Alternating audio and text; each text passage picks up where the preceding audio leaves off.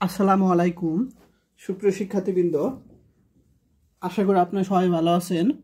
আজকে আমরা অর্ডিনারি সাবজেক্টের চ্যাপ্টার 11 এর একটি প্রশ্ন আলোচনা করব। এক্সাম্পল 17। এই প্রশ্ন 2021 সালে চলে আসছে, 21 সালে। তো এখন আমরা সলিউশন করব।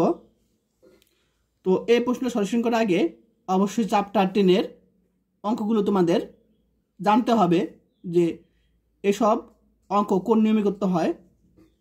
তাই অবশ্যই চ্যাপ্টার 10 শিখবে। তো সলিউশন করবে এখন আমরা।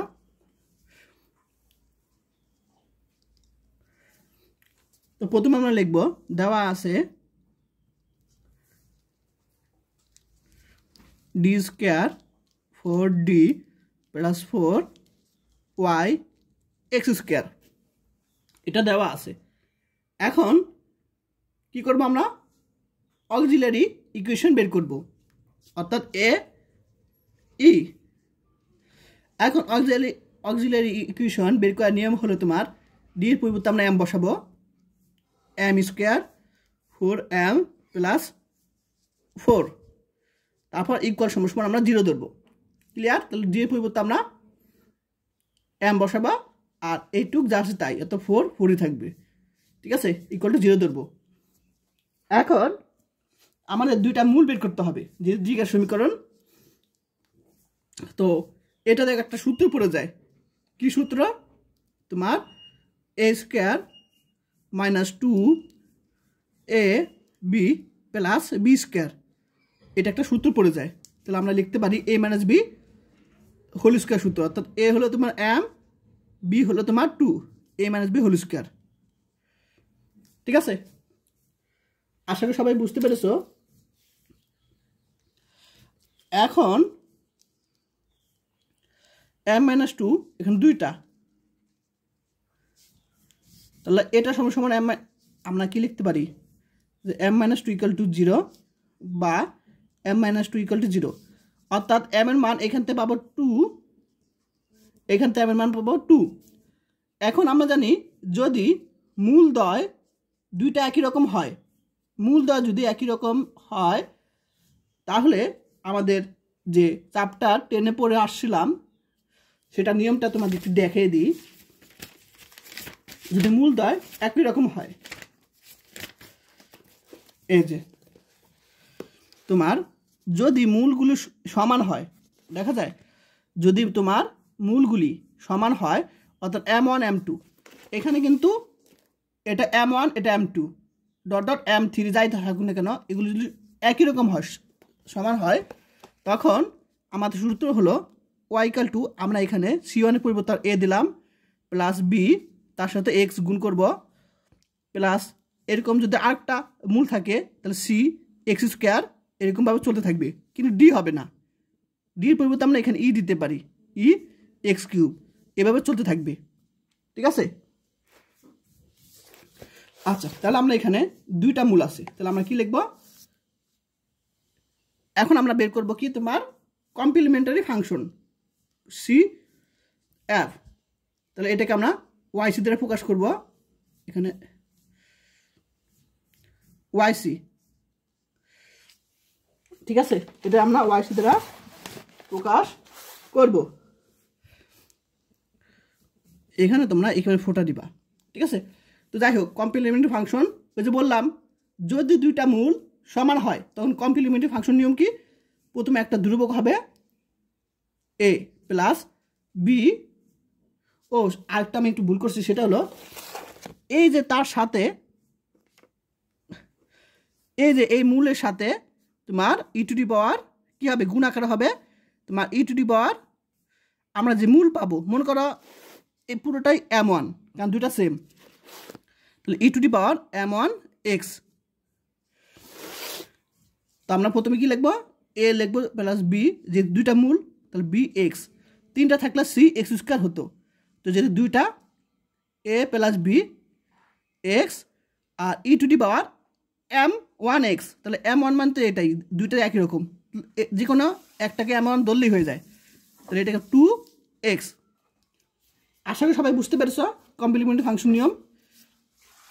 এখন যেহেতু এখানে জিরোর পরিবর্তে যদি জিরো থাকতো তখন আমরা কি এই কমপ্লিমেন্টারি ফাংশনটাকে আমরা সাধারণ সমাধান অর্থাৎ জেনারেল সলিউশন বিবেচনা করতাম, কিন্তু এখানে আছে এক্স স্কোয়ার, তাই আমাদের পার্টিকুলার ইন্টিগ্রেশন বের করতে হবে।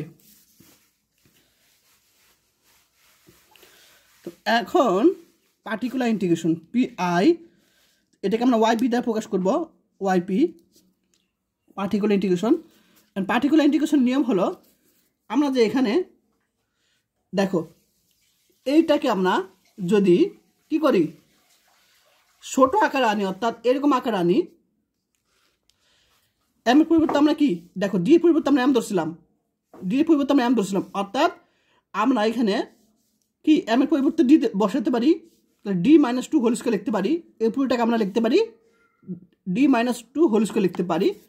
তো যখন পার্টিকুলার ইন্টিগ্রেশন বের করব তখন 1 ওই যে অংশটা লিখব ডি,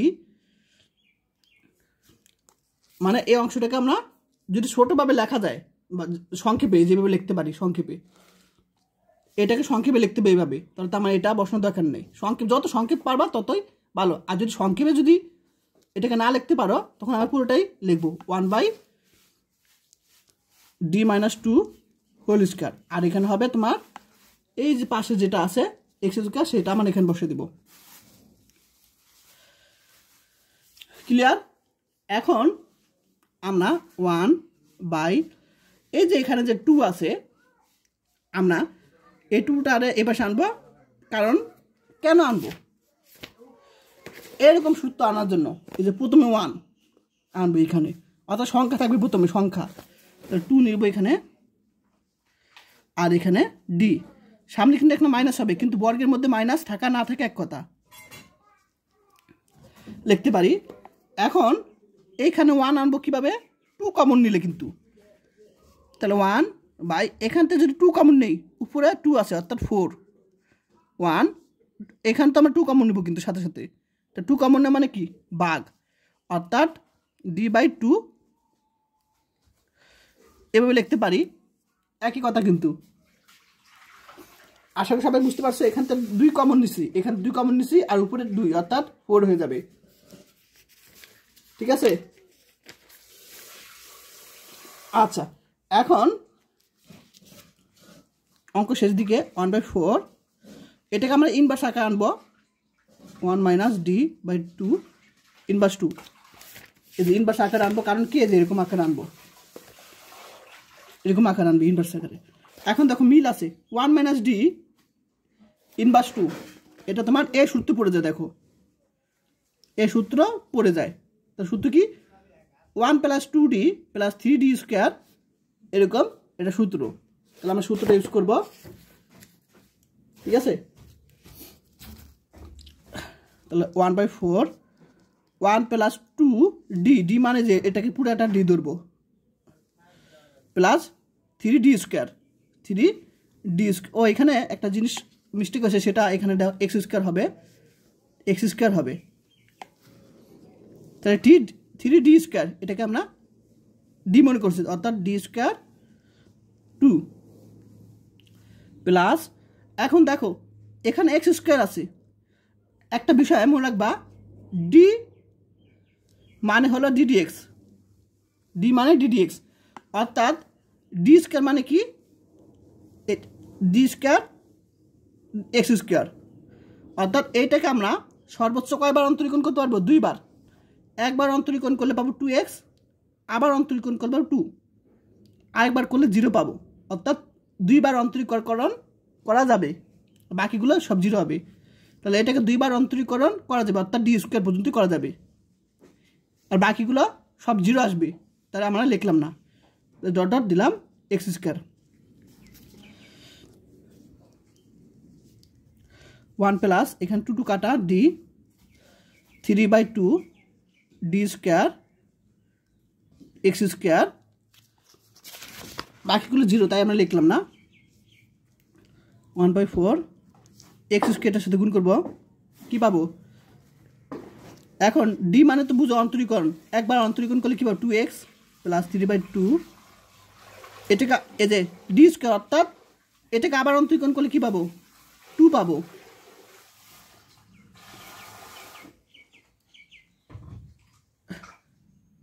একটু কি ভুল করছি এখানে? আচ্ছা, এখানে আমি একটু ভুল করছি, সেটা দেখো। আমাদের কি ছিল? 3d স্কোয়ার, 3d স্কোয়ার, অর্থাৎ এটা উপর হোল স্কোয়ার দিলে এখানে 4 হবে নিচে, ঠিক আছে? তাহলে এখানে 4 হবে, এখানে 4 হবে। এখন ঠিক আছে, এখন 1/4 X square plus 2x plus 3 by, এখানে কাটাকাটি করলে আমরা নিচে 2 থাকবে। আমাদের কিন্তু এটাই পেয়ে গেছি, এটাই শেষ, অর্থাৎ কমপ্লিমেন্টারি ফাংশন পেয়েছি এবং পার্টিকুলার ইন্টিগ্রেশন আমরা পেয়ে গেছি। এখন আমরা সাধারণ সমাধান করব, জেনারেল সলিউশন। জেনারেল সলিউশন কি? YC প্লাস YP, YCর মান YP মান পেয়ে গেছি। YCর মান কত পেয়েছিলাম? A plus B x e⁻²x, আর YP মান কত পেয়েছিলাম? 1/4 x square plus 2x plus 3/2। এটা আমরা পেয়েছি, এটাই আনসার। ঠিক আছে, তোমরা বুঝতে পারছো কিনা অবশ্যই কমেন্ট করে জানিয়ে দাও।